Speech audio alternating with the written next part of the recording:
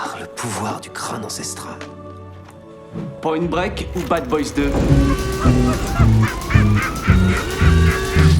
Attrape le chat!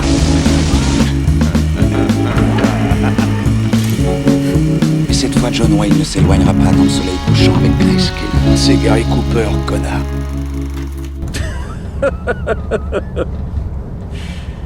Je déconne. Mesdames et messieurs, bonsoir, bonjour, bienvenue dans ce nouvel épisode de Film à emporter. Je suis Alexandre, je serai votre hôte comme d'habitude avec Arnaud. Salut Arnaud. Salut Alex. Aujourd'hui, nous allons vous parler de A Basic Instinct, film sorti en 1992 réalisé par Paul Verhoeven avec Sharon Stone, Michael Douglas, Jeanne Tripplehorn, George Zunza, Leilani Sarel, Wayne Knight et Daniel Von Bargen. Le film nous raconte l'histoire d'un inspecteur de police de San Francisco, Nick Curran, interprété par Michael fucking Douglas, qui enquête sur le meurtre d'une ancienne star du rock politique, je crois, c'est un reconverti dans la politique, qui fréquentait Catherine Tramell, qui était donc une romancière qui faisait plutôt des romans de thriller, Il se trouve que la victime est morte de la même manière que dans son bouquin. Qu'as-tu pensé de ce film, Arnaud ? Bah, c'est moi qui l'avais conseillé pour ce podcast. Bah, parce qu'en fait, j'adore Paul Verhoeven. Comme c'est les 15 derniers podcasts, en vrai, je crois que c'est... Oui, c'est vrai que ces derniers podcasts, c'est souvent moi qui... Faudrait que l'horloge tourne un peu. Non, j'en ai plus rien à foutre. Ok. Non, pourquoi ? Bah, simplement, il n'y a pas de raison particulière pourquoi, en tout cas dans la chronologie de nos podcasts, pourquoi maintenant, mais toujours est-il que, voilà, c'est une façon de parler de Paul Verhoeven. Alors, on avait déjà parlé de lui sur Starship Troopers. Attends, je suis en train de dire un truc. Mais si, en fait, je sais pourquoi. Mais c'est qu'on est carrément trop en retard. En fait, il est sorti le 8 mai 92. En fait, c'est les 30 ans. C'était plus ou moins les 30 ans du... Bah, disons qu'il n'y a pas de raison. Là-bas, c'était ça la raison. Là, voilà. Le film a 30 ans. Bon, tu vois, voilà, on le fait quand même parce qu'on est comme ça. Non, c'était une raison de parler de Paul Verhoeven. Alors, on avait déjà parlé, comme je disais, sur Starship Troopers dans un précédent podcast. Donc là, on est sur sa période hollywoodienne, parce qu'à la base, lui, c'est un réalisateur hollandais qui a fait toute une carrière là-bas, ou avec pléthore de films. Il est arrivé pour La chair et le sang aux États-Unis, avec quoi il a poursuivi avec Robocop, Total Recall d'ailleurs, où il fera tourner Sharon Stone, qui jouait dans ce film la femme de... qui s'avère être aussi une méchante, la femme de Arnold Schwarzenegger, 91, elle en est un an après. Elle a été recastée pour donc, le fameux Basic Instinct. Et pourquoi ce film ? Alors moi j'aime beaucoup, j'ai une tendresse un peu pour le... C'est con, hein. Et d'ailleurs on a dit qu'on en parlerait un jour dans les podcasts, j'ai une tendresse pour les thrillers un peu érotiques. C'était la mouvance dans les années fin 80, arrivée par Liaison fatale, Adrian Lyne, qui a commencé le truc, qui a ouvert vraiment la porte avec Liaison fatale, Glenn Close et Michael Douglas, qui s'avérera être un des pionniers. C'est l'acteur qu'on prendra souvent pour jouer des rôles comme ça, parce qu'il a fait aussi Harcèlement en 93 plus tard avec Demi Moore, qui était mal torché au possible, c'était vraiment pas terrible pour le coup, en tout cas pas au niveau de ces deux films là. Et Basic Instinct, Paul Verhoeven, hein, évidemment. Donc là, en termes de, moi je trouve qu'en termes de maîtrise visuelle, et surtout c'est un pur exercice de style, c'est-à-dire que ce film là s'inspire vraiment des films Hitchcockiens, jusqu'à même l'apparence de Sharon Stone qui a des cheveux tirés en arrière, très Tippi Hedren, par exemple dans Les Oiseaux, ou même Lasky dans Sueur froide, et elle est habillée comme ça, c'est une femme fatale qui se joue du flic qui va enquêter sur elle, a raison, et sauf que le flic qui va joué par Michael Douglas est en plus un flic. Moi j'aime beaucoup ces personnages de flics un peu torturés, tu sais, qui ont un passif, un lourd passif, dont ils ont tant bien de mal à se repentir, à essayer de revenir, et du coup une femme comme ça va lui faire perdre tout ce qui lui rattachait à un semblant de normalité en fait. Il revenait sur le terrain, il avait arrêté de fumer, arrêté de boire. On apprend que c'est un ancien drogué, cocaïnomane, qui pendant l'exercice de son métier a tué des touristes par accident, mais il n'empêche que c'était aussi dû au fait qu'il ait pris de la drogue, ancien buveur, gros buveur, il fumait des clopes en permanence, si ce n'est que ça, mais on n'est même pas sûr. Et là du coup, sa simple rencontre avec cette romancière, qui en plus lui dira pendant l'enquête, parce que comme tu l'expliques, on a un premier meurtre où un mec se fait tuer ligoté dans son lit en train de faire l'amour avec une nana dont on sait juste qu'elle est blonde au début mais on sait pas qui c'est. Et donc par l'enquête, le rapprochement fait que on découvre que dans un des romans précédents écrits par Catherine Tramell, un mec mourait de la même façon. Et du coup, les doutes se posent sur elle. Et du coup, Catherine Tramell, dans sa relation de potentiel suspecte qu'elle a avec lui, Michael Douglas qui joue le flic qui va enquêter sur elle, elle va se jouer de lui un peu, elle va le dragouiller, toujours un peu de manière directe, sur le côté comme ça, et lui très...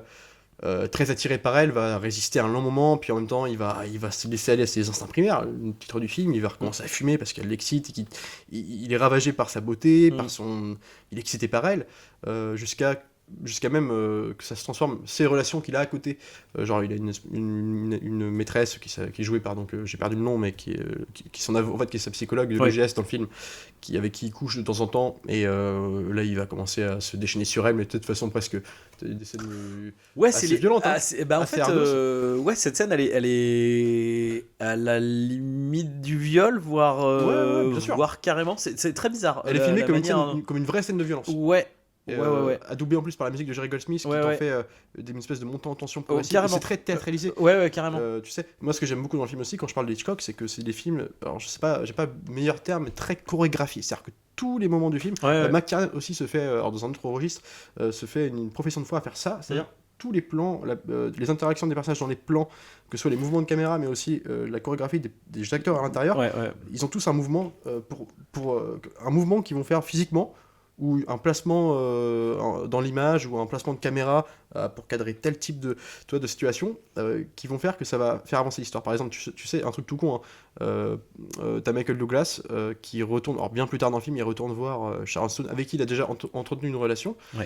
Il est potentiellement, si ce n'est pas sa copine, mais en tout cas, il couche avec elle. Il retourne la voir, parce que lui est vraiment tombé amoureux d'elle, il est tombé dans son filet, comme on dit, et puis elle lui dit, moi j'ai fini mon roman, j'ai plus besoin de toi, au revoir Nick. Et là, le mec s'énerve et tout, puis elle part avec une nouvelle maîtresse, quoi, parce qu'en plus on apprend qu'elle est moitié lesbienne dans le film, bisexuelle tout du moins. Et du coup, lui, il a une réaction, il va la regarder, se tourner vers la caméra avec un mouvement lent, puis un petit zoom avant, travelling sur lui, tout doux, tu vois, avec une musique, une corde de Jerry Goldsmith qui est poussée. Ça ressemble, quand je dis Hitchcock, Psycho, c'est ça.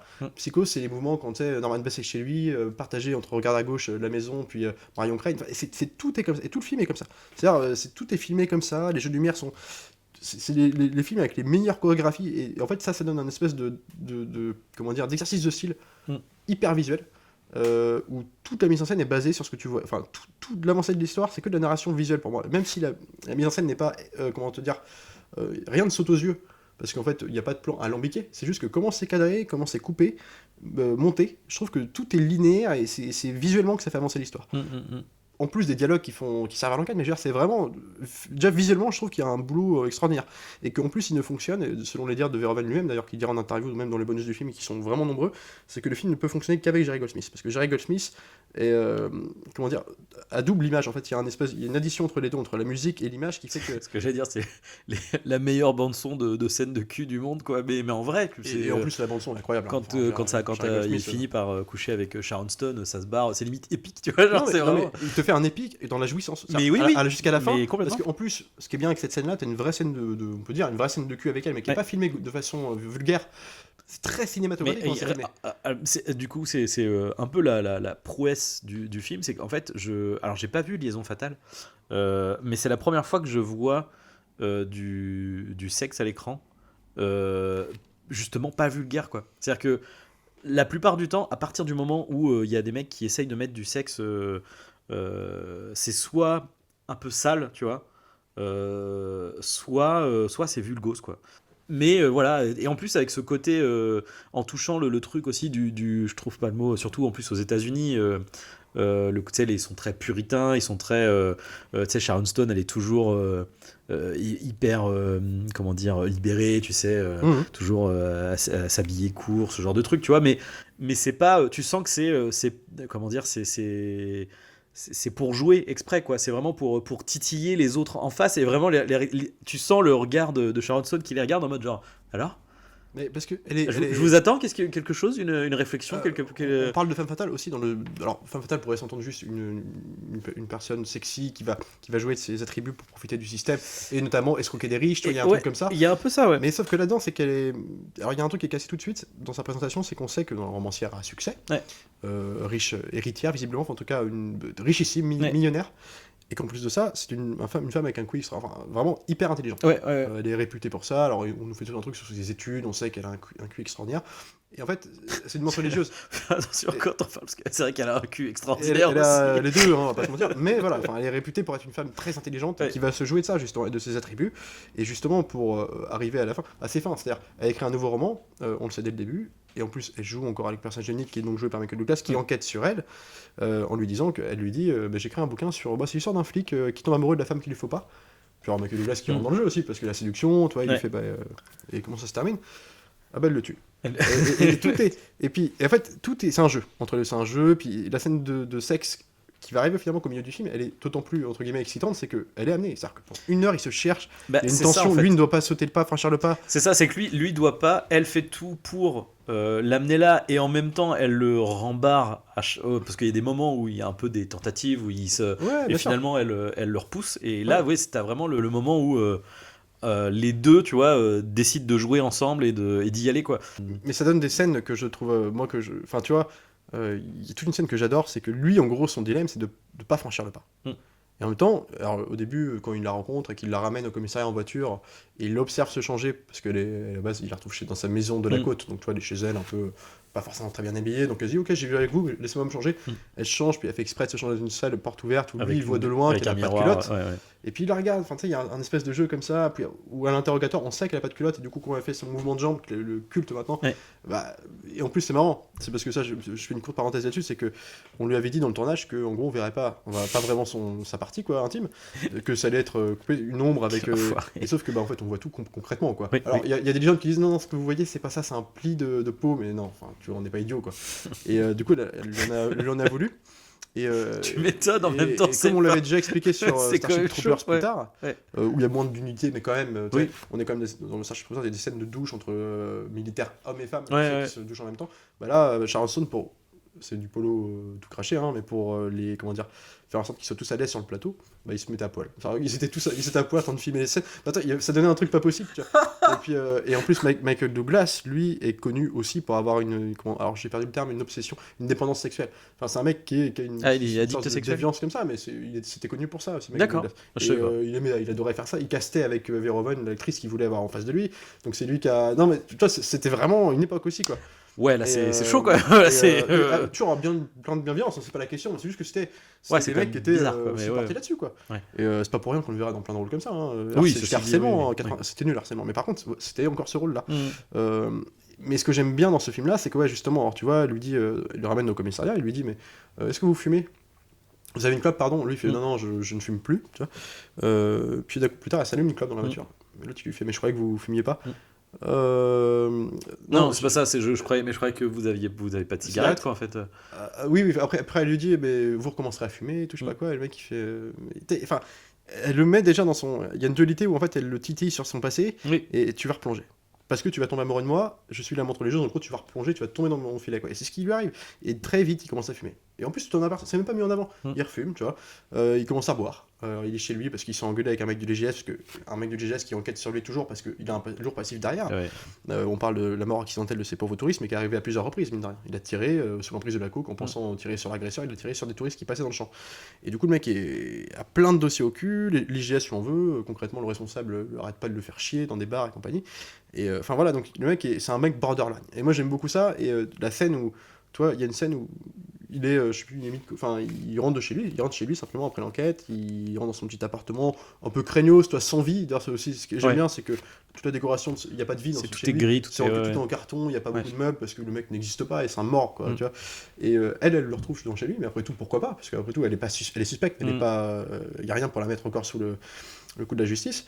Elle le retrouve devant chez lui, ah bah Nick, vous m'offrez un verre et tout, alors le mec accepte, tu vois, puis il se prend encore au jeu de la séduction, puis une scène que j'adore, on en parlait juste avant, il fume une cigarette, tu vois, déjà, on comprend l'info, il refume déjà, premièrement, donc elle a gagné, mais elle ne s'en joue pas, elle lui dit pas, vous refumez, voilà, il fume sa clope. Il avait du feu, je sais pas quoi, et puis plutôt que lui donner une cigarette, il lui donnait du feu, il lui donnait la cigarette qui est dans sa bouche, mais tu vois, le contact bouche à bouche, c'est con, hein, aujourd'hui c'est normal, tiens, mais c'est juste, dans cette situation-là, c'est charnel. Ça, c'est charnel, tu vois, il y a un truc de. Puis en plus, c'est adoubé par la petite musique lancinante de Goldsmith qui se met en place. À chaque fois, ça fait bouche. Et du coup, la tension sexuelle est grandissante, et t'en oublies l'enquête en fait. Et tu tombes dans le nez de travers du personnage unique, en fait, tu tombes amoureux de la nana, et t'as tous ses potes qui lui disent, mais mec, tombe pas là-dedans. On sait qu'elle est dangereuse, nous on sait, Et pour autant, ça marche pas. C'était un truc, tu tombes dedans, quoi. Bah, en fait, c'est vrai que c'est assez intéressant parce que ça montre ce côté, et ça critique aussi, quelque part, cette obsession de l'image de la femme fatale, qui est voilà, du coup, montrée sous le jour un peu attirance sexuelle, attirance de quelqu'un de fort, en fait, aussi, hein, parce que c'est ça aussi qui plaît. C'est ça. Mais en même temps, il y a tout qui est aussi pour montrer que c'est juste destructeur, en fait. Enfin, c'est juste... Mais c'est comme une obsession, c'est comme quelqu'un qui va plonger dans la drogue, qui va replonger dans la drogue. C'est ce qui lui arrive. Tous ses instincts primaires qui lui ont porté défaut à l'époque de son lourd passé de policier remontent à la surface et du coup il va faire des conneries. Il va, plus tard dans le film, il va provoquer des accidents. Alors ce serait spoiler les films, on peut spoiler maintenant, mais par exemple plus tard il y a une grosse poursuite dans les rues de San Francisco, j'en parlerai de San Francisco parce que je trouve ça important, mais où il s'est poursuivi par une bagnole, vite teintée, on sait pas qui c'est, mais on se dit lui non plus, mais il court, quoi. Et on se dit potentiellement, c'est la Après, c'est la voiture de... C'est la voiture de Catherine, Sharon Stone. Ouais. Du coup, on se dit c'est elle, potentiellement, c'est bizarre et tout. Et puis, alors, il réussit à l'esquiver, il prend sa propre voiture, puis il s'ensuit une scène de course-poursuite où elle prend la fuite. Du coup, lui, il veut la rattraper pour savoir pourquoi tu m'as agressé, quoi. Et puis, il provoque un accident, la voiture tombe dans un ravin, elle meurt, et en fait, c'est la maîtresse de Sharon Stone, avec qui, en fait... dont Sharon Stone se servait pour les regarder, les mater baiser, quoi, simplement. Donc toi qui étais jalouse et qui voulait s'en prendre à Michael Douglas. Et en fait, du coup, tout son comportement de jouer avec le feu, genre de provoquer l'accident, parce qu'il le provoque comment, faut voir. La voiture qu'il a réussi à retrouver, finalement, ils sont en train de se foncer l'un devant l'autre, et ça va être lequel de nous va bifurquer en premier. Lui, il rentre dans le jeu parce que lui, il est autodestructeur, donc de toute façon, il en a rien à foutre de crever, tu vois. Et c'est la nana qui tombe et qui meurt, mais tu vois, à cause de lui, il y a un accident. Et alors, ses collègues, dès qu'ils interviennent sur la scène, tu vois, ils lui disent, mais arrête, casse-toi, sors de cette nana-là, elle te bouffe tout, là, on te reconnaît plus. Plus il va, plus ses collègues lui disent, mais mec, tu ressembles plus à rien, on va te faire une douche, tu vois, il y a un truc de... Après, ce qui est intéressant, c'est que, en fait, t'as ce côté, tu sais, c'est de sa faute, mais tu fais, ben non, en fait, c'est de la sienne, c'est que le mec, en fait, il est comme ça, et c'est juste que elle lui fait ressortir tous ces instincts qu'il n'a pas réglés, en fait, tous ces trucs qu'il n'a pas fini, avec lesquels il n'a pas fini de et ce qui est d'autant plus malin, c'est qu'il a une liaison, alors pour le coup, de plus de confiance vraiment avec sa psychologue en plus. Quasiment plus amoureuse du coup. Plus amoureuse, mais là où c'est presque borderline, c'est censé être sa psychologue, c'est qui lui ramène à la raison, mais c'est quand même, on est dans un truc charnel, tu vois. Et justement, elle va l'aider, parce qu'elle, tu sens qu'elle est vraiment amoureuse de lui pour le coup. Elle va vraiment essayer de l'aider. Et en même temps, il y a une dualité où dans l'enquête, Verhoeven nous pousse à croire que ça peut être potentiellement elle aussi, dans un concours de circonstances, qui pourrait être l'assassin. Parce qu'on apprend plus tard dans le film qu'elle était anciennement élève dans la même promotion que Catherine Tramell, qu'elle était jalouse jusqu'à se faire teindre en blonde pour lui ressembler, et que du coup, on peut imaginer qu'elle a lu ses romans, qui pour la foutre dans la merde, Catherine Tramell, elle va tuer à la façon de Catherine Tramell dans ses romans. Donc il y a un truc très comme ça. Et en même temps, ce qui est marrant, d'autant plus avec elle, c'est que en fait, plus au moment où lui va régresser, en fait, retomber dans ses travers, elle va vouloir l'aider, lui il va pas la croire, alors que c'est la seule en qui il pourrait avoir confiance, il va jusqu'à l'engueuler, en la traitant même de peine à jouir, enfin il y a des trucs où ça part loin, tu vois, et en fait il s'écarte de tout ce qui peut lui apporter du bien. Son pote gros, le petit gros qui est sympa, mais qui arrête pas de lui dire, mais fais attention où tu vas, mec, là tu es en train de te perdre avec elle. Qui est le seul qui l'engueule vraiment. Qui l'engueule vraiment, et qui lui aime bien, Douglas, mais il l'écoute même plus. Au bout d'un moment, il l'écoute plus. Il vient jusqu'à s'inventer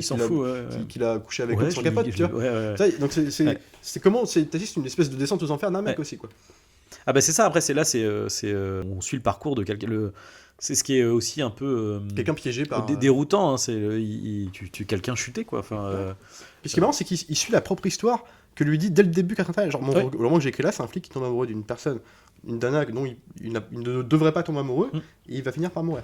Et en fait, il prend cette direction, mais en plus on imagine, alors on se dit mais mec, après on comprend aussi le côté, parce qu'il y a un attrait, tu sens qu'il y a une attirance vraiment forte, et que tu peux imaginer que ça peut mettre de côté tout ce qu'il y a autour, mais à côté de ça, comme lui est autodestructeur aussi, tu te dis, est-ce qu'il fait pas exprès aussi de jouer avec le feu, toi, il sait potentiellement à la fin que ça peut te prendre, mais manifestement c'est ce qui l'attire, hein, on imagine qu'il est tourmenté par son passé, que ça peut être aussi une libération d'en finir, mais que moins il aura, il y a un truc comme ça où en fait c'est un espèce de chemin de croix où le mec, tu dis, il est tellement autodestructeur que est-ce qu'il fait pas exprès, quoi, et c'est pour ça qu'il renvoie chez ses collègues, genre peut-être, et laissez-moi faire mon truc. Parce que pour le coup, lui, il est vraiment attiré par elle, mais je crois qu'il est même amoureux d'elle, il le dit d'ailleurs. Il dit, t'as gagné, je suis amoureux d'elle.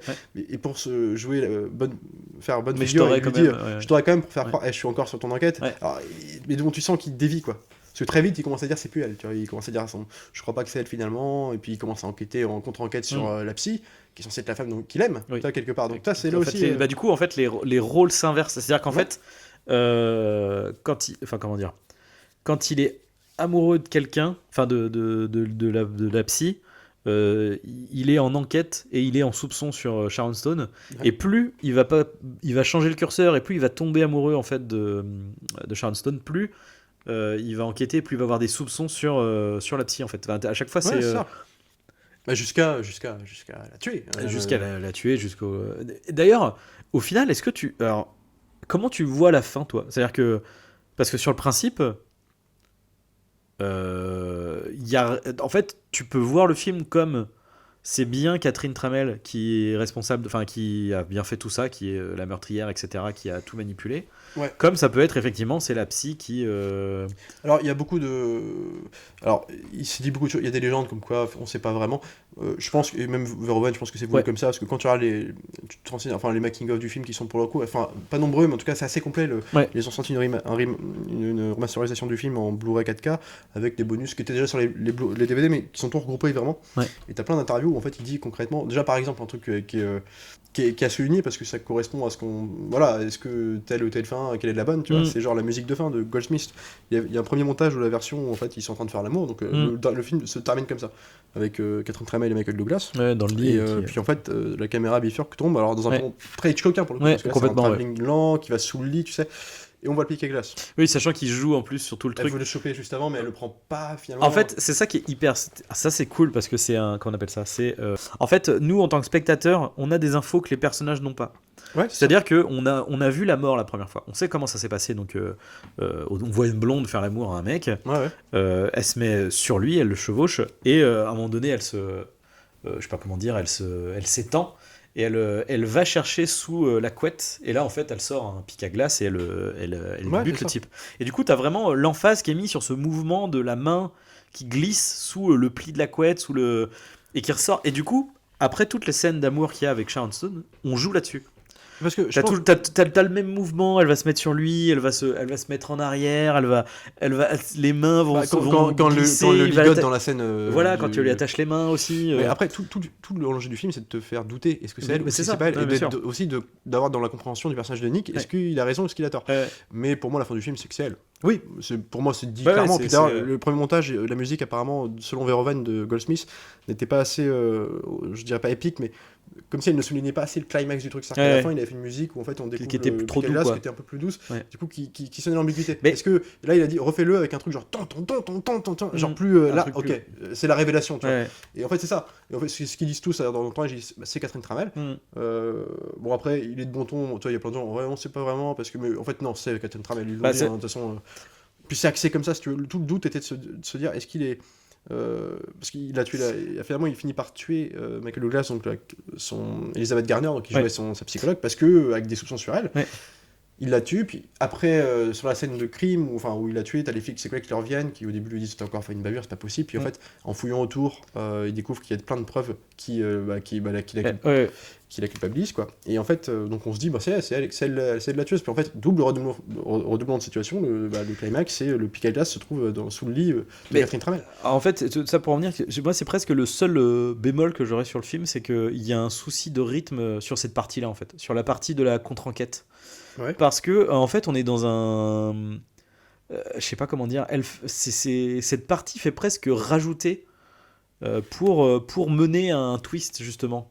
C'est-à-dire qu'en fait je trouve la progression est tellement presque parfaite, vraiment, de construction de personnages, comment les uns se cherchent, etc., que le fait de faire de la psychologue en fait une ancienne connaissance de Catherine Tramell qui serait un peu folle dingue, enfin il y a un truc je trouve qui fait un peu alambiqué à tiroir, qui fait vraiment trop alors moi trop je trouve que c'est en fait je trouve qu'il le place au bon moment, c'est-à-dire que c'est vraiment un truc qui va se greffer tard sur le film, en fait tu te dis attends tape. Ouais mais justement et en fait parce que moi en fait tout le long du film t'analyses le truc, en fait tu dis potentiellement elle est très intelligente, mais en même temps elle passe elle passe aussi contre le détecteur de mensonges. Ouais.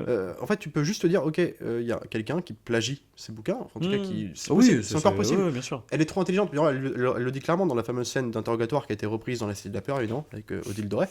Elle lui dit, mais vous croyez vraiment que, genre, je vais tuer quelqu'un comme j'ai écrit dans mon bouquin? Enfin, ça ferait de moi une imbécile. Enfin, faudrait vraiment que je sois teubé, quoi. Puis l'autre, il lui dit, bah justement, ce que vous dites là, c'est votre alibi. Oui, ça vous fait. Et puis, et en fait, tu sais pas trop, tu dis, c'est vrai que c'est craignos, c'est pas elle ne ferait pas ça. Et en même temps, plus tard, ce que j'aime bien, t'as un jeu de dupe aussi avec Michael Douglas qui lui va être arrêté parce qu'on le soupçonne d'avoir tué le patron de l'IGS, le mec de l'IGS qui le fait chier et qui arrête pas de le faire chier depuis le début du film parce qu'on le retrouve une balle dans la tête après le soir d'une journée où il y a une altercation entre les deux. Alors tu te dis, bah les gens font le suspect parce que mec, tu t'es pris la tête dans tout le monde, en public, dans le commissariat, genre c'est toi qui l'as tué, c'est pas possible. Et lui il fait, mais vous croyez que je me serais alpagué un type en pleine journée pour le tuer le soir même? Faudrait vraiment que je sois le dernier con, tu vois. En fait, c'est ça que j'aime bien aussi, c'est que par contre dans le film, ce qui est trop bien, c'est tout est effet de miroir inversé, etc. Et donc oui, t'as Michael. Ouais.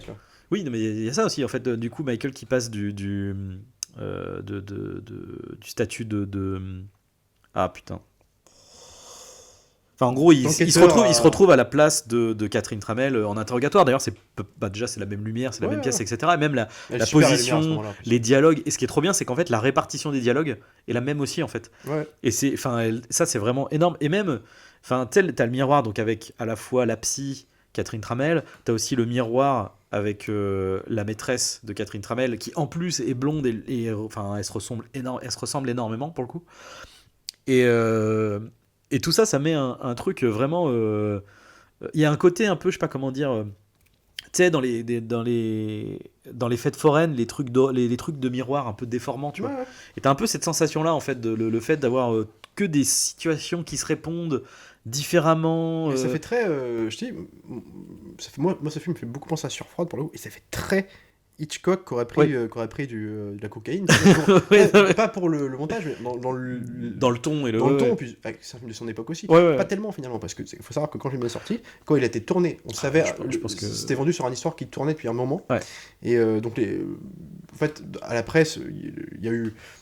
Le ton du film allait être amené, on savait, c'était public, on savait de quoi ça allait parler. Il y a eu des mouvements à l'époque, alors je sais plus, qui militaient pour la cause homosexuelle, qui militaient contre le film du coup. Il y a plein de manifestations pendant le tournage. C'est vrai que ça fait un peu la méchante lesbienne. Non mais oui, pour dire en gros les lesbiennes, enfin les homosexuels dans le film sont traités de façon à ce que en gros la copine homosexuelle lesbienne de Catherine Tramell est potentiellement filmée comme un bonhomme, un peu celle qui va être potentiellement la méchante suspectée, qui va finalement l'être et qui va même finir par mourir. Ouais, et du coup, il y avait une espèce de morale, il traduisait ça comme une morale qui passait pas. Du coup, c'est vraiment plus par rapport à Catherine Tramell plus que sa copine. Catherine Tramell aussi, mais voilà, et parce que aussi Catherine Tramell traite avec une grand-mère dans le film qu'on apprend, donc on s'imagine qu'elle a une relation avec elle, qu'on apprend à avoir eu dans son passé, qui a eu potentiellement des enfants qui ont été morts. Enfin, toi, il y a un truc bizarre. Potentiellement mais en même temps, puis Verhoeven s'en défendait en disant, c'est le scénario. Moi, c'est pas de morale de la con, j'en ai rien à branler. Moi, j'ai toujours fait des films avec sur des histoires de cul, lesbiennes, homosexuel ou pas, c'est mon histoire. Après voilà,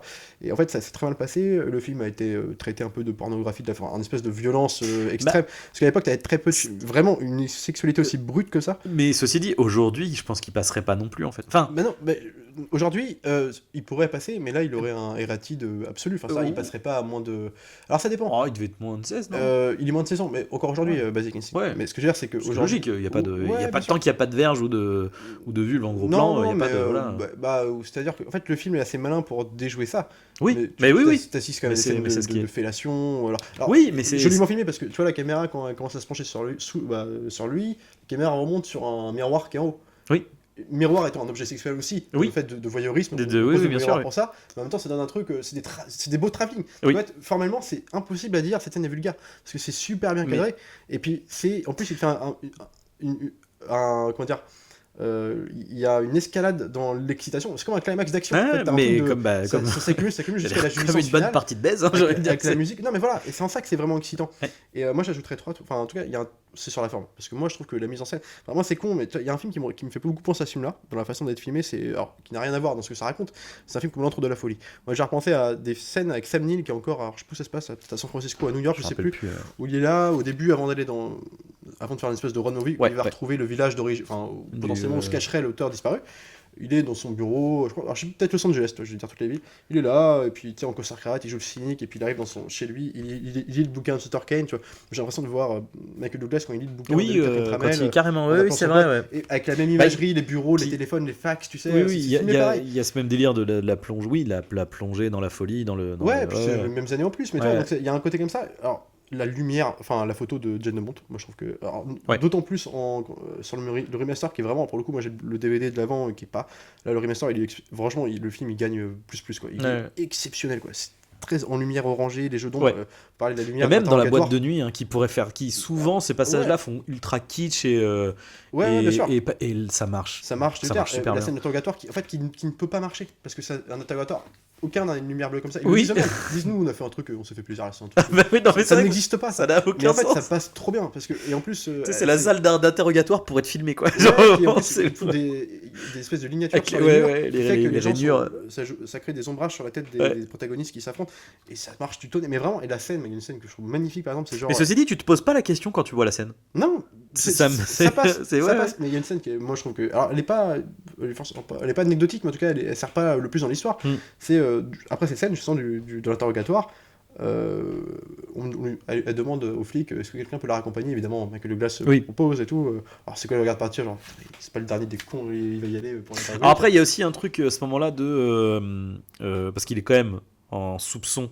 Donc il y a aussi le fait de en gros sous prétexte de je suis galant, je vous ramène, je vais bosser, je vais enquêter en fait. Je vais bosser avec lui. On sait pas, c'est la motivation, mais et du coup il la ramène et puis quand il se gare et puis il pleut. Alors déjà il pleut des cordes à ce moment-là, donc la voiture, les vitres sont, tu sais les gouttes d'eau martellent les vitres, tu vois. Puis il se regarde, alors là l'éclairage à ce moment-là, puis elle lui dit ah oui, je vois très bien. Vous savez vous savez par exemple que je n'ai pas de culotte à ce moment. Et puis la tension, puis là elle part en. Et puis t'as le reflet de l'eau qui fixe sur le. En enlevant ses chaussures, et puis elle marche mais là c'est Hitchcock. Et toi, et t'as la musique et tout, puis lui qui est impressionné par ce qu'il vient de lui. Moi je trouve ça incroyable. Et puis et surtout, alors là ça sauve tous les films du monde, c'est-à-dire même les films que j'aime bien, qui sont pas mauvais, mais des Madame Doubtfire, c'est San Francisco. Et la ville, c'est les villes les plus cinégéniques du monde, c'est tout en verticalité. C'est ce que tu dis, parce que tu sais que Ant-Man 2, ça se passe à San Francisco également. Alors je ne dis pas que c'est oui, pas tous les films. Mais je veux dire, c'est la ville la plus. Moi je suis désolé. Même Venom, c'est nul. Venom, c'est nul. San Francisco, ça donne un peu de gueule. C'est vrai. C'est con, mais les rues en verticalité comme ça. Oui, c'est vrai. Genre, c'est super beau, les vieilles bâtiments. Non mais franchement, moi c'est la plus belle ville du monde. Et en plus, San Francisco n'est pas étrangère à Hitchcock dans ses tournages. Donc franchement, voilà. Moi je trouve que c'est un film excellemment bien fait et surtout bien mieux. Enfin, tu vois, moi j'aime beaucoup Liaison Fatale. Comparaison de thriller, Liaison Fatale, c'est pas un film de mise en scène pure et dure, c'est un film de tension, de scénario, d'innovation, parce qu'à l'époque les thrillers sexuels, les jeux sexuels comme ça, il y en avait eu très peu en tout cas dans le cinéma américain, avec des grosses têtes d'affiche comme ça. Et là, je trouve qu'en termes de visuel, enfin visuellement, de mise en scène, de montage, c'est perfection. Et ça fait d'autant plus mal quand tu vois Verhoeven revenir au cinéma européen et arrêter ça, arrêter toute profession de fan de mise en scène et maintenant filmer un peu caméra proche de l'épaule, très auteur français. C'est aussi pour ça que les gens, genre, il a fait des derniers films. Son dernier film hollywoodien, c'était Hollow Man, qui était, et que tout le monde a décrié, qui était aussi intéressant, ce qui était mis en scène pour le coup. Maintenant, il fait que des films, tu sais, il laisse tomber ça. Il n'y a plus de code comme ça visuellement, c'est juste caméra. C'est un film français. Tu vois ce que je veux dire ? Ouais, je vois bien quand t'as fait des films aussi tenus et soignés que ça, c'est ça qui est, c'est dommage quoi. Après, il y a peut-être aussi, alors j'ai pas vu son dernier Benedetta par contre, mais il paraît que c'est ça. Il paraît que c'est plus du tout la forme, on s'en fout. Enfin, c'est filmé parce qu'il faut filmer, tu vois. C'est l'histoire qui est transgressive avant d'être dans la mise en scène. Ouais. J'imagine, il faut que je le voie pour vérifier, mais. Après, ça va peut-être aussi il arrive tu vois, aux États-Unis, c'est aussi le côté la grosse machinerie en fait. Il y a ça aussi peut-être qui fait que quoi que je dis ça, mais en fait je pense à des films comme ce que on parlait de Christophe Gans, Le Pacte des loups, c'est un film qui est très mis en scène. Enfin, il y a du travelling, il y a du il y a du mouvement de caméra quoi. Parce qu'il a bâtillé pour ça, Christophe Gans. Lui-même aujourd'hui il dit en interview, il dit maintenant les Français, le problème en France, c'est que ils ont la flemme. Alors, c'est pas ça. Le problème d'un film comme Pacte des loups, c'est qu'il faut le bosser. Ça a été storyboardé au possible. Les gens veulent plus faire ça aujourd'hui. C'est même pas qu'ils ont pas les moyens, le talent et les moyens, ils veulent plus prendre le temps de le faire. Et Verhoeven, je pense que c'est un mec qui a 80 ans, qui n'a plus rien à prouver. qui retourne assez. Et surtout, il a été, faut pas oublier, il a été décrié. Parce que déjà, Verhoeven, c'est un mec qui il ressort un peu, genre, entre guillemets, d'une traversée du désert, quoi. Voilà. Parce ouais, que, puis effectivement, il y après a Hollow eu des beaux il s'est fait succès. défoncer. Quand il est venu aux États-Unis, il est venu avec les Charles Sang, Robocop, ça a été Total Recall, c'était des gros trucs, mais celui, il a toujours été un peu le gars de côté, c'est un peu Carpenter, si tu veux. C'est le mec qui fait des trucs vraiment dans son coin. Et jusqu'à Showgirls, là il s'est fait massacrer par la critique, jusqu'à le Razzie Awards, où c'était une critique du Vegas, de la société consumériste, enfin la vulgarité, spectacle, tu vois, avec les meufs à poil, pour le coup filmé de façon beaucoup plus brutale, plus du tout tenu comme un Basic Instinct, et qui était une critique, une satire de ça. Et là on ne l'a jamais pardonné, et juste d'autant plus que là il a arrêté, il a fait Hollow Man, c'était un beat total, déboîté par les critiques, le film méritait vraiment pas tant que ça, parce que pour le coup il est vraiment transgressif dans son genre, c'est-à-dire dans un espèce de schéma de film. Hollow Man, l'homme invisible avec Kevin Bacon, tu dis c'est un gros blockbuster. Putain, ce qu'ils te font du personnage de franchement, c'est. Mais c'est ça qui est intéressant en fait avec Basic Instinct et même, enfin, j'allais dire Verhoeven en général, c'est qu'il y a vraiment ce côté de te montrer. On est dans la vraie subversion en fait. C'est-à-dire que on te prend des enfin tu vois, Michael Douglas, Sharon Stone, on est sur des icônes, tu vois, fin des années 90. Alors Sharon Stone était vraiment reconnu via ce film, parce que en tout cas je pense plus à Michael Douglas en effet, mais enfin. Et après je dis Sharon Stone, mais il y a aussi juste le fait de ce que ça raconte et comment c'est montré. Il y va quoi, enfin tu vois, il se dit pas, alors oui, avec la seule limite de on va pas montrer un acte sexuel en vrai quoi, mais et encore, parce que franchement, quand tu vois les plans, il y a un moment donné. Scène de sexe avec. Comment dire. Avec la psychologue. Il te prend en levrette la psychologue et qui lui arrache le truc, où il lèche les seins en gros plan, il la retourne. Mais en fait, c'est ça, c'est Michael Douglas, à l'époque, il y a eu. Les Enfants c'était 87. Ouais. Mais avant ça, le mec, c'était quand même les films d'aventure de Robert Zemeckis, c'était à la poursuite du diamant vert. Il y a eu plein de. Enfin, c'était pas un mec. C'était Wall Street, alors il avait un rôle de méchant dans Wall Street où il faisait Gordon Gekko, qui est devenu un méchant culte à la Tony Montana.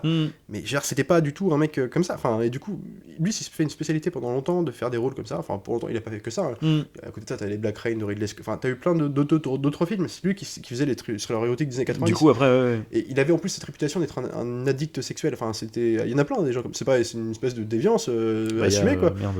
Du Coveney. Du Coveney, voilà, c'était un mec, voilà, et bon, je pense qu'il prenait plaisir à faire ça aussi, on va pas se mentir, mais lui-même, il est marrant en interview, parce que quand tu le vois aujourd'hui. Ceci dit, c'est ce qui est malsain aussi quand même, hein, c'est parce que tu vois, justement, c'est pour ça que je repense à cette scène en fait, tu vois, là pour le coup, c'est vraiment moralement et avec notre lecture d'aujourd'hui, en fait. Mais même hors ça, en fait, tu vois, c'est au début, on te montre que ce qu'il fait, elle en a pas spécialement envie. Alors finalement, elle finit par en avoir envie, mais c'est quand même. Enfin, t'es là, t'es pendant la scène, tu fais exprès. Bien sûr, mais tu puisses imaginer que ça ressemble à du viol. Ouais.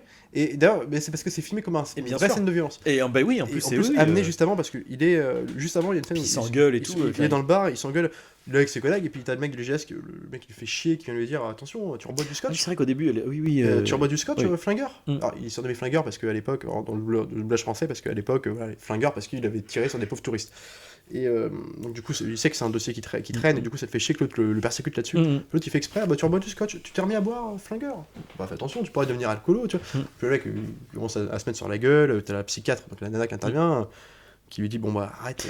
Et en plus c'est ça, c'est qu'en plus elle a une posture elle l'aide quoi, enfin c'est un point positif, et du coup le fait qu'il la maltraite comme ça quoi, tu fais waouh, c'est mais je sais pas si t'as vu le doublage qui est derrière, alors en VF c'est que il est justement il se prend la tête en grippe le mec là, puis il s'écarte un peu plus loin parce que la psychiatre est intervenue, elle les a séparés, puis il est au bar, il fait putain il me cherche, pas vrai. Puis là il fixe la nana, puis sans rien dire. Il la fixe, puis on y va. Enfin, tu comprends ce qu'il veut faire. Puis elle le regarde dans les yeux. Ok, puis ils partent. Et puis là, t'as ses collègues qui insistent à ça, puis qui sont toujours à leur table et qui font. Putain, des fois, je me demande si, en les voyant partir, je me demande s'ils la baissent pas juste pour que les mecs du GGS lui foutent la paix, parce qu'il est psychologue. Et là, t'as son collègue le gros qui lui fait non, il est pas comme ça, il a un cœur. Et là, ça cote. Et t'arrives dans cette scène-là. C'est tellement amené parce que tu vois la faïence du mec. Non, mais carrément, donc qu'elle soit filmée comme un espèce de en plus avec une musique très drama là, Goldsmith il va à fond, ça rend le truc malsain du gars qui a une bête en lui, tu vois, mais en même temps la meuf l'accepte parce que elle l'aime vraiment et qu'elle voit qu'il y a un changement en lui qui se passe. Mais en même temps c'est ce qui est intéressant encore une fois dans l'espèce de triangle en miroir là, c'est que dans les trois relations, enfin Nick via Sharon Stone, t'as ce truc de lui il l'aime mais c'est destructeur en fait. C'est Ouais. destructeur et ça va mener à sa perte. Bah, bien sûr. T'as aussi, du coup, lui vers la psy, qui serait en fait la meilleure solution Bah oui. pour lui. En revanche, pour elle, vers lui, et ben non, en fait, c'est destructeur pour elle, en fait. Et ça le mène jusqu'à elle va se faire. C'est lui qui va la buter, même si c'est plus ou moins accidentel. Et du coup, t'as ce truc de, je sais pas comment dire, tu sais, c'est ce qui est intéressant aussi, je trouve, ça casse comment dire, les rapports. Tu sais, ça te montre un peu ce côté, tu sais, les clichés de une nana, faut que ça aille vers un, tu sais, parce que c'est Michael Douglas, tu vois, c'est un mâle, tu vois, c'est un, ouais, mais non, en fait, c'est fuis en fait, genre meuf, ne reste pas. Et à l'inverse, Michael Douglas qui est en mode genre, oh, attends, la grande blonde là, hyper sexy, machin, bah, mais non, en fait, tu ne t'approches pas de cette meuf là, c'est pas Et en possible. même temps, ce qui est malin aussi dans, Mais dans le truc, et les deux plongent en fait. dans Tout- le côté aussi ils plongent tous. non indiqué du truc, c'est que la nana, on peut soupçonner aussi que Sharon Stone commence à bien l'apprécier à la toute fin. On peut supposer que c'est pour ça qu'elle prend pas oui, le voilà. fameux. On va jouer plus longtemps en on fait. va jouer plus longtemps. Ouais. Puis en plus, lui, il sait qu'il est en position de danger parce que je pense qu'il a conscience qu'elle est peut-être pas innocente, Oui. malgré tout. Puis putain, à chaque fois, il rigole avec ça, il lui dit mais c'est quoi la suite de ton histoire? Puis lui, il dit bon bah finalement elle le tue pas, puis en Les fait pauvres. il baisse comme des castors Ouais. jusqu'à la fin de leur vie sans goût d'enfant, tu vois. Puis la fille Ouais. elle fait mais c'est con, c'est pas une fin. Bah, pourquoi? Parce qu'une fin il faut qu'il y ait un mort, toujours qu'il y ait un mort. Ouais. Puis, pourquoi on casserait pas un peu les codes? Mais tu sais c'est souriant, il y a un Ouais. truc comme ça de jeu genre Ouais. on est dans ok, c'est excitant On n'est parce pas que obligé de. la mort, il y a un truc, tu sais, Ouais. la violence, l'excitation, on joue avec le feu, puis lui il s'en fout, il est autodestructeur. De toute façon, il Bah. pourra aller au bout. C'est aussi ça peut-être qui fait qu'on peut imaginer qu'elle est séduite par ça, par le côté le mec, il a pas peur de moi. Tu vois, c'est con, Ouais, il a ouais. pas peur de moi, vraiment. Au début il le dit, mais on sait pas. Donc finalement je joue avec lui, et non, il le prouve. Bah, en fait, effectivement, t'as ce truc de pendant quand ils couchent ensemble, t'as vraiment ce truc de effectivement de jeu de regard, de finalement oui, ils savent tous les deux quoi. Lui sait, elle sait, et hop, Mais et à bon. chaque mouvement, lui il est là, puis et il la laisse faire, il fait ouais, vas-y, fais, Ouais. bah, attache-moi les mains, vas-y. Et à chaque fois en plus, vu que dans la mise en scène, tu sais, t'as vraiment ce truc de, bah, tu sais, comme tu disais, c'est chorégraphié, mais t'as aussi les pauses qui ont du sens du coup, tu Ouais, vois. bien sûr. Les pauses dans le hop, alors je l'ai attaché les mains, ok, elle glisse, tu fais, ouais, bah oui, tu sais ce qui. Enfin, Ouais. techniquement, tu sais ce qui est censé se passer, puis, Ouais. et puis finalement, elle enlève les mains, et puis, enfin.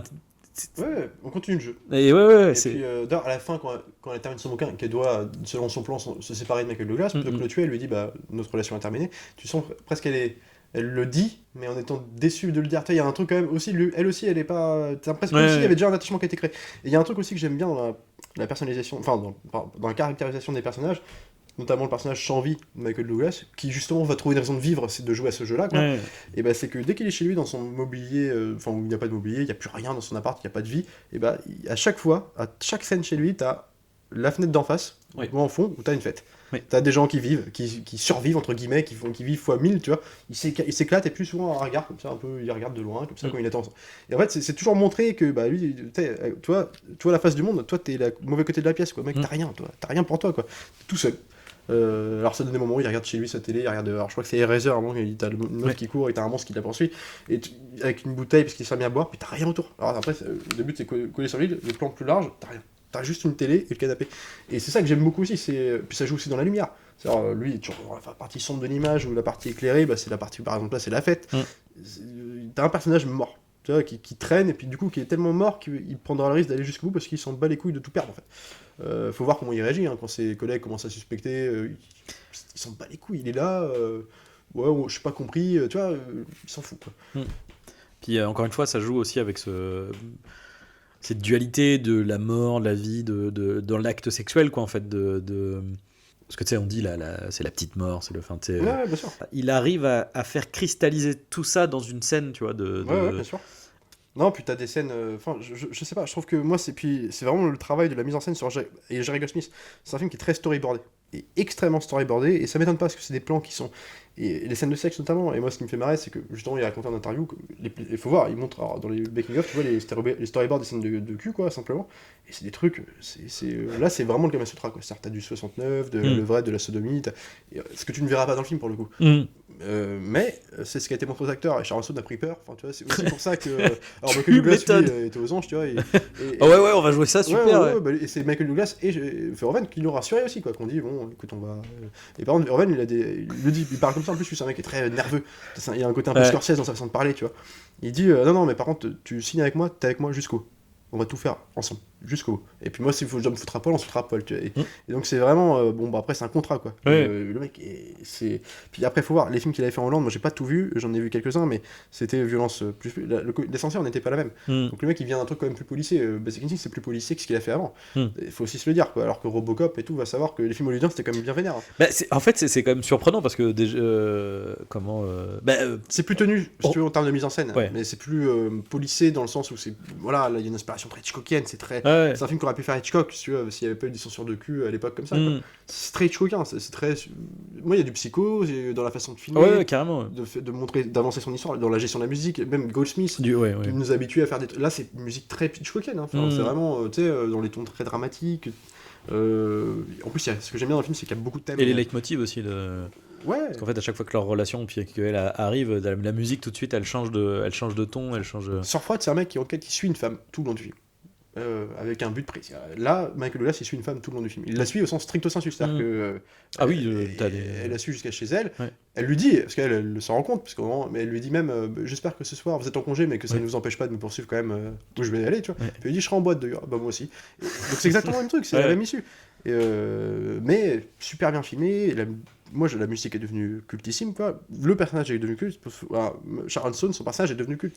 Tramel, dans la pop culture, c'est devenu quelque chose. Et bon, malheureusement, ils ont fait une suite. Mais en même temps, c'est toujours le truc que je comprends pas. C'est un peu comme pour Tony Montana. J'ai toujours l'impression que ces personnages sont devenus cultes, mais pour les mauvaises raisons, encore une fois.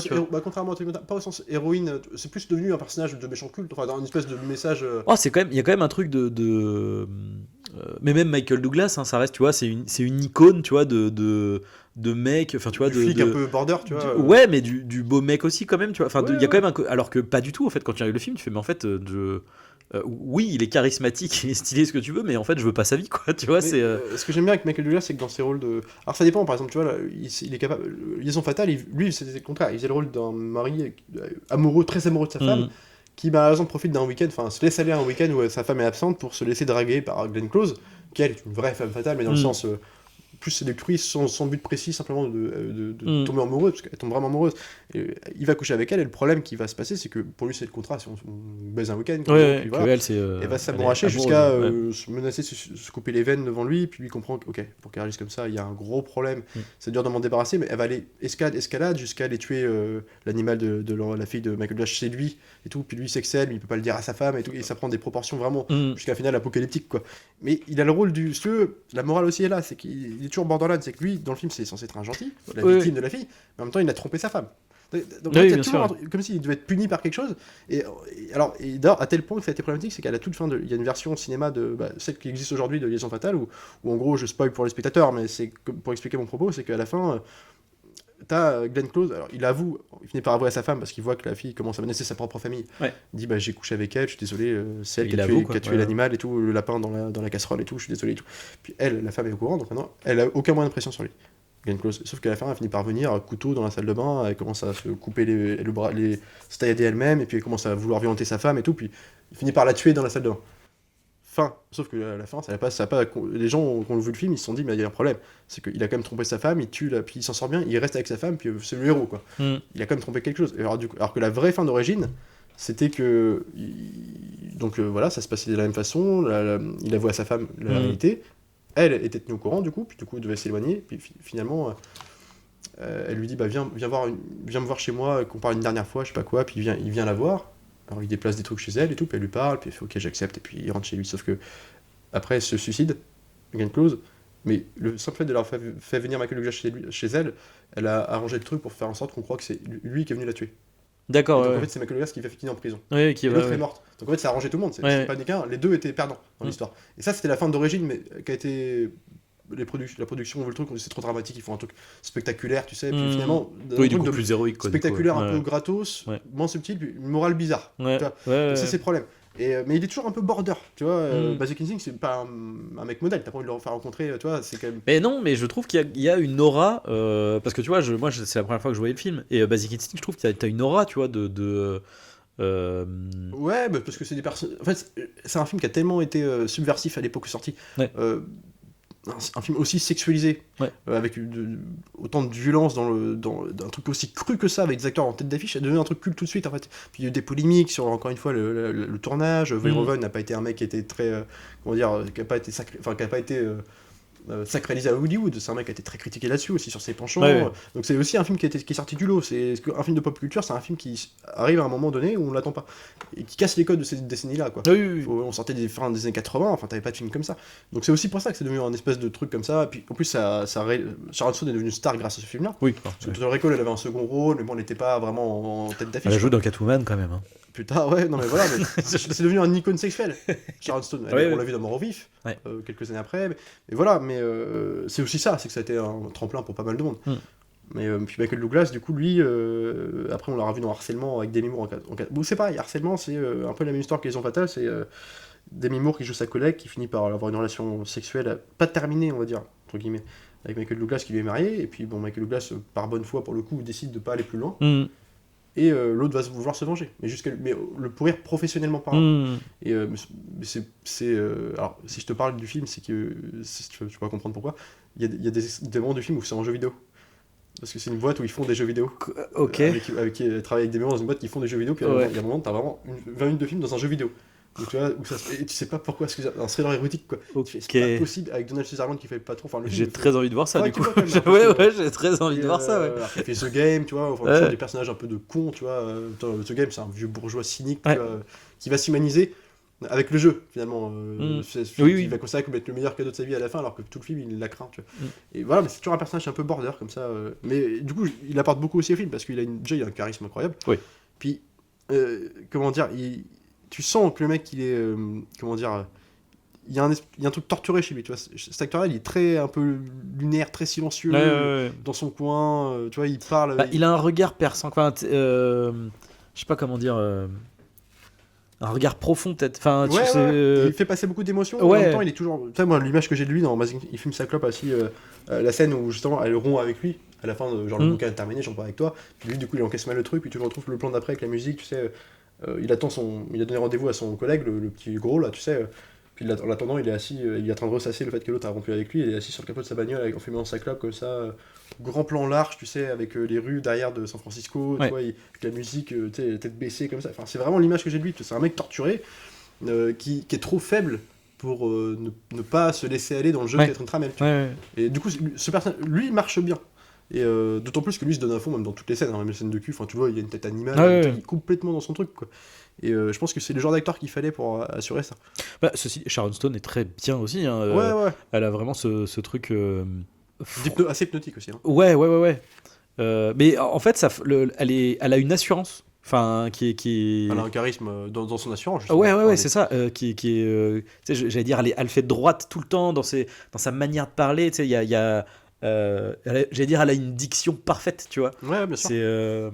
Et qui lui permet d'arriver assez fin aussi dans la scène du coup, en plus, la scène du commissariat. Ce qui est intéressant, c'est qu'il y a que Michael Douglas qui à ce moment-là croit que, non pas qu'il se rend compte qu'il joue, parce que je pense que tout le monde se rend compte qu'elle joue, mais il y a que lui qui la prend un peu de haut, tu vois. Tous les autres sont tu sais, genre t'as le maire de la ville qui est là, qui assiste à l'interrogatoire, qui fait je vais vous raccompagner, vous inquiétez pas, on va pas vous brusquer, tu vois, parce que elle commence à fumer, puis il faut pas fumer ici, puis finalement ils acceptent qu'elle fume parce que tu vois bien, elle est quand même elle est très charmante. Enfin, faut voir le personnage qui jouait dans Jurassic Park, Dennis Nedry, alors je sais plus son rôle, mais il a un rôle de flic qui fait l'interrogatoire où tu le vois, alors lui il transpire, il parle même plus, quoi. Tu sais, il pose même plus de questions, t'as toujours un plan, il est dans le cadre, il est en train de s'éponger le visage, tu vois, enfin elle a un pouvoir sur les hommes aussi, bien sûr. et je pense que elle va finir par s'attacher aussi, je pense, malgré, c'est pas dit, mais je pense à Michael Douglas parce que même s'il tombe dans son piège, il a un truc d'attirance répulsion, enfin c'est son attirance répulsion qui le fait aller dans son jeu, c'est-à-dire qu'il va toujours continuer l'enquête malgré tout, tu vois.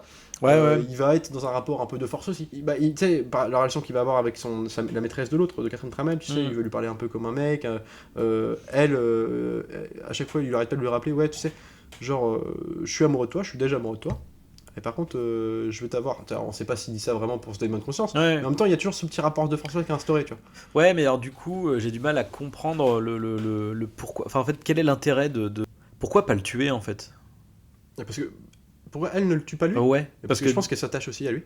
Mais c'est jamais dit, mais ça se voit dans ses réactions. Enfin, tu sais, à la fin. Ouais, c'est sûr. Mais en fait, c'est juste que je trouve qu'il a pas. Enfin, parce qu'en réalité, lui, il tombe.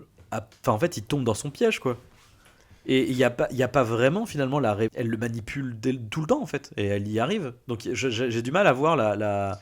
Qu'est-ce qu'il pourrait faire en faire quelqu'un d'assez exceptionnel Ouais, par rapport ouais, à cette victime. C'est ça. Ouais. Mais parce que je pense que lui, plus le film avance, plus il se retrouve tout seul. Il perd la confiance de ses collègues. Ouais, bah, Il perd même son meilleur ami et qui se prend la tête. Elle perd sa maîtresse dans son jeu. Bah, elle perd son les ami, gens, ouais, son ami. Puis les gens commencent à s'interroger sur elle aussi. Donc il y a un espèce de truc où ils se retrouvent plus que deux dans le même truc, en fait, dans le même panier, quoi. Ouais. Et je pense que lui, la solution qu'il lui dit, c'est en gros, faut baiser. C'est ça. Ouais, c'est genre, peut-être perdu un truc pour de perdu, charnel où ouais, en fait, baisons, profitons du truc et puis on Ouais. verra. Lui, autodestructeur, même elle le rappelle. Enfin, toi, tu t'avances dans rien, t'as pu. De toute façon, maintenant, tu veux faire quoi? T'as encore tué des. Et je pense que c'est ça, en fait, c'est un espèce de chemin de croix à deux où en fait, dans leur propre jeu, chacun. Ouais, en fait, même elle, chacun s'est perdu. perdu dans. Ouais. Je pense que c'est comme ça. Et puis ce que j'aime bien, c'est que comme c'est pas dit, tu peux. Ouais, bien sûr. Mais je trouve que c'est assez amené, tu vois, même la façon dont elle dit, tu vois, d'un coup, elle veut respecter le plan d'origine. C'est-à-dire, elle dit, ton personnage est mort, je veux arrêter la relation. Elle le dit avec un tête. Tu sais, tu sens qu'elle est pas contente de le faire, tu vois. Il y a vraiment un truc de. Ouais. Ah bah non, elle le fait pour sauver la face, tu vois, genre je peux faire tout toi, mais en même temps, ça me fait chier, tu vois. Ouais. Mais en même temps, en fait, le truc c'est que comme on suit Michael Douglas pendant tout le film, on a en fait les éléments de réponse sur son parcours. Ce qui n'est pas le cas de elle, en fait. C'est ça la problématique, c'est qu'on connaît pas on est obligé de déduire ce qu'elle pense, entre guillemets, par du point de vue de Michael Douglas, quoi. Ouais, mais c'est aussi ça, d'avoir le point de vue de Michael Douglas, c'est que je trouve que ça peut donner des questionnements. Et c'est pour ça que je pense que la fin, c'est vraiment elle, parce que tout est vraiment filmé comme ça. Mais c'est-à-dire que, et si c'est elle, l'histoire, tu te la comprends que elle est tombée dans son propre jeu, elle aussi, à ce moment-là. Je pense que elle a. Enfin, ce que je comprends, c'est qu'elle a vacillé dans son jeu, qu'elle menait d'une main de maître très longtemps, mais qu'elle s'est rendue compte que lui était aussi autodestructeur qu'elle, parce que maintenant, elle, c'est l'autre puissance de jouer avec le feu comme ça, de jouer avec les flics. Et en fait, je pense que lui, a été toujours plus loin. Faut voir la scène où il fait la course avec sa maîtresse dans la voiture, où en fait, c'est toujours lui qui décide au dernier moment. C'est lui qui fonce. Ouais. La fille, elle tourne, lui, il va au bout à chaque fois. Et je pense que c'était le cas dans sa relation avec elle, et puis que t'attendais peut-être pas à ça, et puis finalement, tu vois, on est seul contre tous, profitons-en, quoi. Ça veut pas dire qu'elle le tuera pas plus tard. D'ailleurs, dans le 2, il est plus là, c'est pas ce qui s'est passé. S'il y a un 2, hein, mais enfin, bon, c'est pour dire, tu vois. Voilà. Il y a un 2. Qui est réputé pour le coup, alors lui aussi célèbre que le premier pour réputer être d'un des pires navets des années 2000. Mais vraiment, moi je me rappelle Basic Instinct 2, c'était une catastrophe et c'était accueilli comme la catastrophe de la décennie, quoi. C'était un cauchemar. Et là aujourd'hui, personne ne parle. Ceci dit, c'est un peu, je trouve, dans le ton. Alors après, je l'ai pas vu en entier parce que c'est compliqué. Jones, je crois, le 2. C'est un peu un 50 nuances degrés avant l'heure, je trouve. Ouais, alors puis là pour le coup sans sexe, sans violence, ou en tout cas jamais suggéré par la jamais amplifié par la mise en scène, par l'écriture, rien, tout fait aseptisé. Elle ne fait que parler de sexe sans jamais rien faire d'autre. La vieille lumière pastel dégueulasse. Des acteurs sans charisme. Ouais. Ah ouais, non, je crois qu'il y avait le professeur Lupin de Harry Potter 3 qui faisait le flic. Qui fait le commissaire, enfin le chef.